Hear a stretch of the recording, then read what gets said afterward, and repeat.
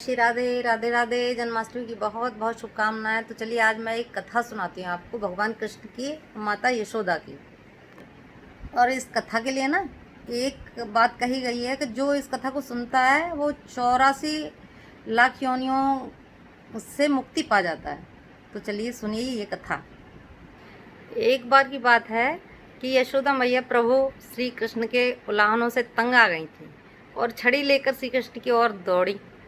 जब प्रभु ने अपनी मैया को क्रोध में देखा, वह अपना बचाव करने के लिए भागने लगे। भागते भागते श्री कृष्ण एक कुम्हार के पास पहुँचे। कुम्हार तो मिट्टी के घड़े बनाने में व्यस्त था, लेकिन जैसे ही कुम्हार ने श्री कृष्ण को देखा तो वह बहुत प्रसन्न हो गए। कुम्हार जानता था कि श्री कृष्ण साक्षात परमेश्वर हैं। तब प्रभु ने कुम्हार से कहा कि कुम्हार जी, आज मेरी मैया मुझ पर बहुत क्रोधित है। मैया छड़ी लेकर मेरे पीछे आ रही है, भैया मुझे कहीं छुपा लो। तब कुम्हार ने श्री कृष्ण को एक बड़े से मटके में के नीचे छुपा दिया। कुछ ही क्षणों में मैया यशोदा भी वहाँ आ गईं और कुम्हार से पूछने लगीं, क्यों रे कुम्हार, तूने मेरे कन्हैया को कहीं देखा है? कुम्हार ने कह दिया, नहीं मैया, मैंने तो कन्हैया को कहीं नहीं देखा। श्री कृष्ण ने यह सब घड़े में बैठे बैठे सुन लिया था। मैया तो वहाँ से चली गईं। अब प्रभु श्री कृष्ण कुम्हार से कहते हैं, कुम्हार जी, यदि मैया चली गई हो तो मुझे इस घड़े से बाहर निकालो। कुम्हार बोला, ऐसे नहीं प्रभु जी, पहले मुझे 84 लाख योनियों के बंधन से मुक्त करने का वचन दो। भगवान मुस्कराए और कहा, ठीक है, मैं तुम्हें 84 लाख योनियों से मुक्त करने का वचन देता हूँ। अब तो मुझे बाहर निकाल दो। कुम्हार कहने लगा, मुझे अकेले नहीं प्रभु जी, मेरे परिवार के सभी लोगों को भी 84 लाख योनियों के बंधन से मुक्त करने का वचन दोगे तो मैं आपको इस घड़े से बाहर निकालूंगा। प्रभु जी कहते हैं, चलो ठीक है, उनको भी 84 लाख योनियों के बंधन से मुक्त होने का मैं वचन देता हूँ। अब तो मुझे घड़े से बाहर निकाल दो। अब कुमार कहता है, बस प्रभु जी, एक विनती और मान। प्रभु जी, बस एक विनती और मान लो, उसे भी पूरा करने का वचन दे दो मुझे, तो मैं आपको घड़े से बाहर निकाल दूंगा। भगवान बोले, वो भी बता दो, क्या कहना चाहते हो? कुम्हार कहने लगा, प्रभु जी, जिस घड़े के नीचे आप छुपे हो उसकी मिट्टी मेरे बैलों के ऊपर लाद के लाई जाती है। मेरे बैलों को भी 84 के बंधन से मुक्त करने का वचन दो। भगवान ने कुम्हार के प्रेम पर प्रसन्न होकर उन बैलों को भी 84 के बंधन से मुक्त होने का वचन दे दिया। प्रभु बोले, अब तो तुम्हारी सब इच्छा पूरी हो गई, अब तो मुझे घड़े से बाहर निकाल दो। तब कुमार कहता है, अभी नहीं भगवान, बस एक अंतिम इच्छा और है, उसे भी पूरा कर दीजिए।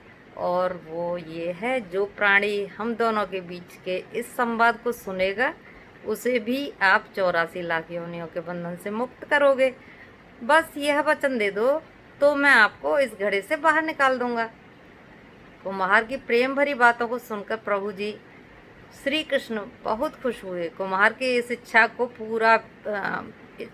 को भी पूरा करने का वचन दिया। फिर कुम्हार ने बाल श्री कृष्ण को घड़े से बाहर निकाल दिया। उनके चरणों में साष्टांग प्रणाम किया। प्रभु जी के चरण धोए, बाल गोपाल के चरण धोए और चरणामृत पिया। अपनी पूरी झोंपड़ी में चरणामृत का छिड़काव किया और प्रभु जी के गले लगाकर इतना रोए कि प्रभु मैं ही विलीन हो गए।